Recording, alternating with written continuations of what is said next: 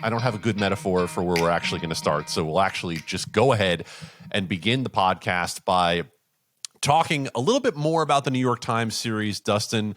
And I think we covered it in pretty good depth last week in terms of what we think of the series itself. And you and I both said, listen, this hasn't been the greatest week for the optics of the legal and regulated U.S. sports betting industry. And guess what? We're not the only ones who noticed that.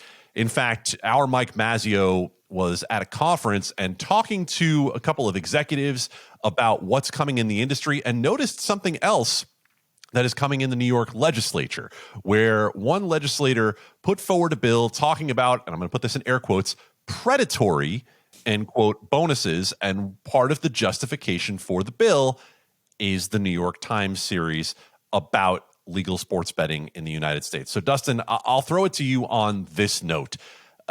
If you think that these things happen in a vacuum, they don't. And when it's in the New York Times, that vacuum is particularly loud and people hear it.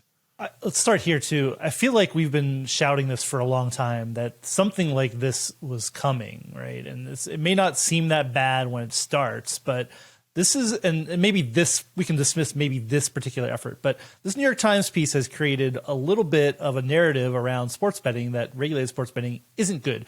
And I've seen, I don't know about you, I've seen more than a handful of knock-on stories following this story from other outlets. It was apparently on network television, or it was on CNBC coverage, I believe, recently too.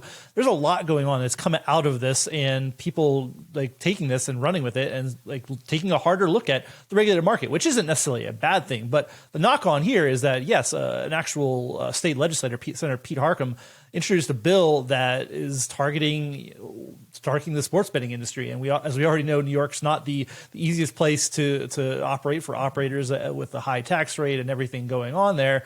Again, with the caveat that they agreed to that high tax rate, but this is the outcome. And if you think this bill, which I don't know that this bill itself has a whole lot of chance of moving anywhere. It's very vague, as Mike writes in his story at LSR.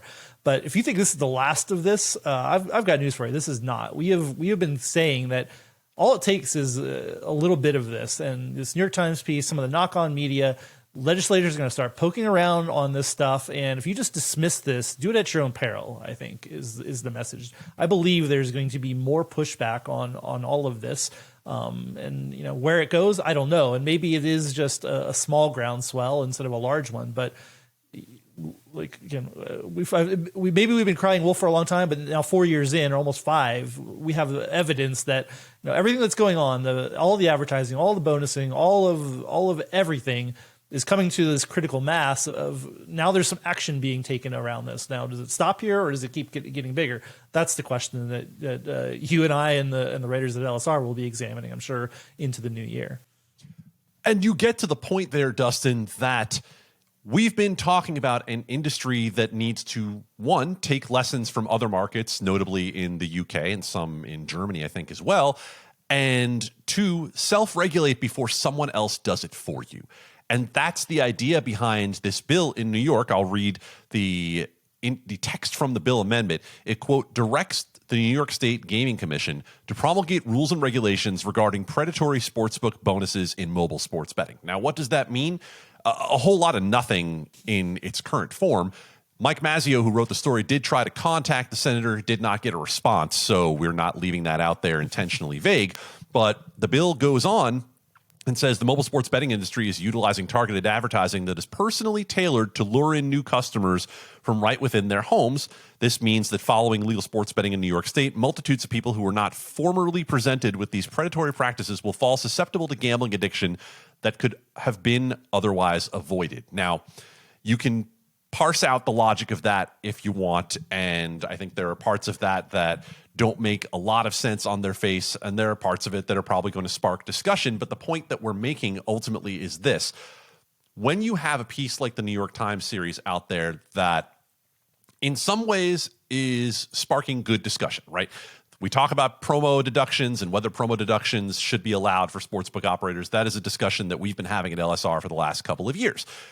We've been having an even longer discussion about whether someone like Dave Portnoy, who just yesterday was joking about one of his employees going to rehab, should be the face of a legal sports book. Yeah, that's also something that should be covered. But there also was some, I'm going to say, not full information in kindness, maybe misinformation about the idea of pushing people into the black market, et cetera, et cetera. Go back to last week's podcast if you want to get all of that information. But what we're saying is this. When you have the kind of scrutiny that the New York Times piece rightfully or wrongfully brought down on the industry, it just highlights things we've already been talking about in terms of self-regulation when it comes to advertising, when it comes to marketing, et cetera, that the industry has, it doesn't really feel like paid full attention to yet, Dustin, that it could be doing a better job of. Yeah, and again, I've said this on Twitter, and we've all seen evidence of this. It's just been a bad month for us as a sports betting industry, and I mean us just covering it. Like we had, like again, we're not giving ink to this PointsBet Drew Brees thing that I'm sure most of you have seen, but that's part of it. Like let's just not bring unwanted attention on ourselves, like faking a lightning strike of a well-known person who's your ambassador. Like I know most people didn't fall for it, but you know they're like.